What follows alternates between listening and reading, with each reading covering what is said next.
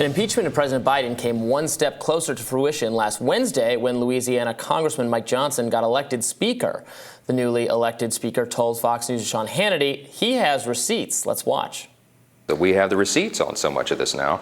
It's a real problem. That's the reason that we shifted into the impeachment inquiry stage on the president himself, because if in fact all the evidence leads to where we believe it will, that's very likely impeachable offenses. You know, that's listed as a cause for impeachment in the Constitution. You know, bribery and other high crimes and misdemeanors. Bribery is listed there, and it looks and smells a lot like that. Now, ex-Speaker Kevin McCarthy had launched an impeachment inquiry in September, but was booted before it wrapped up. Attention turned from Biden's son Hunter to himself after signs that Biden was involved in Hunter's business dealings.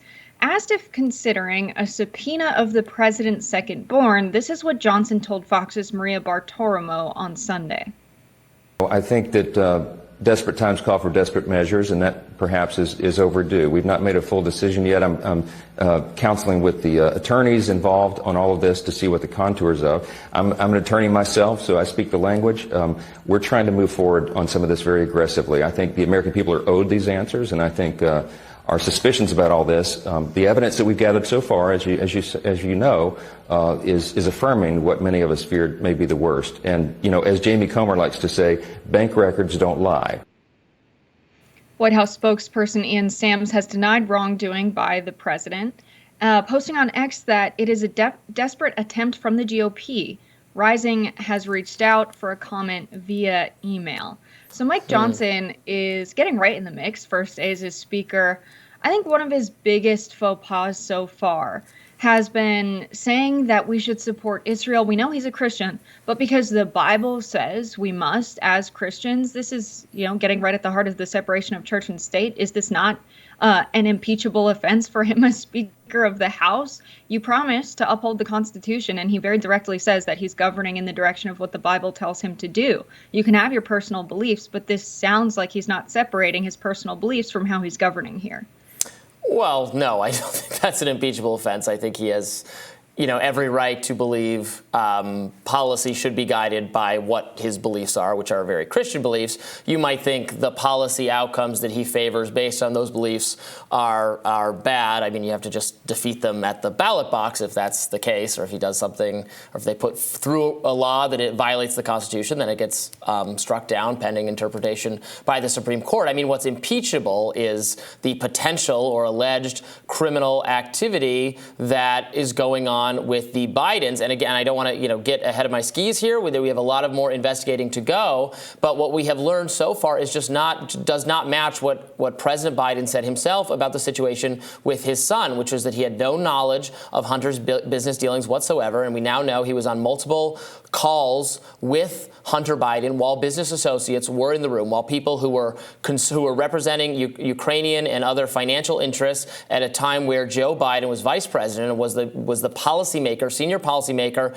in the administration most responsible for Ukraine policy. I mean, it's no accident, right, that they cut Hunter Biden's salary in half when Joe Biden stopped being the relevant point man on that issue. So I think there's a lot of concern here. Now, also, it is the case that the GOP has overpromised and failed to deliver on all sorts of allegations against Biden and Obama before him, and you know, all sorts of things. Actually proving the weaponization of the federal government there's been some stumbling on the Republican side. So I think it remains to be seen whether Mike Johnson will do a better job of this than his predecessors. And, you know, there's a lot of indicting the process going on, and I think that's fair because the process has been very suspect. We learned last week that I think according to Comer, that there are, according to Senator Chuck Grassley, that there were all these FBI evidence witnesses, people who reported information about Joe Biden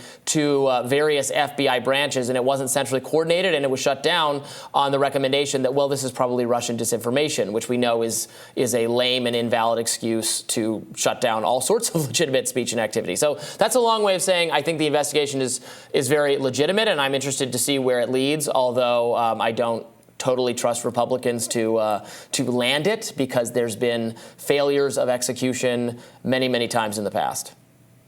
Yeah, I think the investigation is definitely legitimate. I think that we've had many administrations in the past use their power and influence to leverage, the accumulation of profit from multinational corporations. That's nothing new. But I think that you're right that the GOP has consistently said that they have evidence that it comes out that they just don't, especially as it pertains to this impeachment inquiry. And Mike Johnson also personally, unfortunately, has a pattern of behavior here. The 2020 election, he said, was stolen. He was leading the effort of the 2020 election, misinformation, saying that the election was stolen from Donald Trump. So he has a habit of claiming things and claiming there's evidence where there's not. So I'm not super optimistic when he says he has the receipts. Weird that a middle-aged man is using very Gen Z language, but he says he has the receipts here. He says he has the evidence. I don't think he does. I think it's going to be very difficult for them to actually get their hands on the bank statements where you see the transfer of funds from the accounts in Burisma to the Biden's accounts, specifically to Joe Biden's accounts, or some concrete evidence that Joe Biden made a deal here. I don't think the American people or a court of law think it's enough that it looks and smells like a thing. I think we all know from the pattern of behavior of prior administrations that this goes on. But I think in order to impeach Joe Biden, they're going to need more concrete evidence than just it looks and smells like bribery, as Mike Johnson said here. So I'm curious to see what the receipts are, though. Every now and then, it's giving Benghazi energy. Did I say that right? Yeah.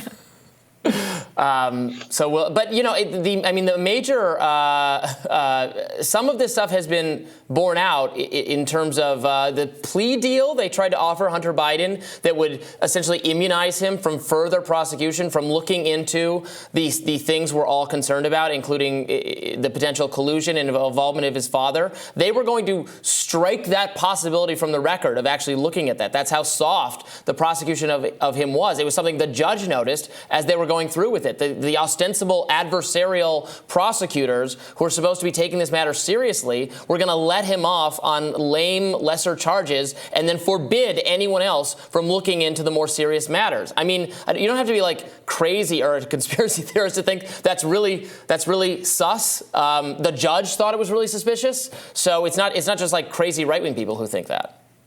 Yeah, no, it's definitely not sus. I think a lot of left-wingers are critical of any administration that has children working for multinational corporations. I mean, Burisma in Ukraine, to have Hunter Biden working there.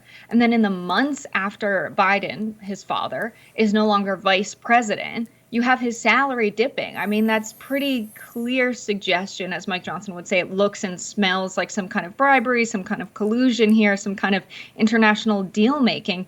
Unfortunately, not new. And what I want from the GOP is the same thing that I've always wanted since they started this impeachment inquiry. And if it's that you care so much about corruption and you care so much about the power of the Biden administration and how they might be using it so that they're getting more money from multinational corporations, pass some laws so that they're not allowed to have family members working or serving on the board, rather, of multinational corporations, owning them, working in them.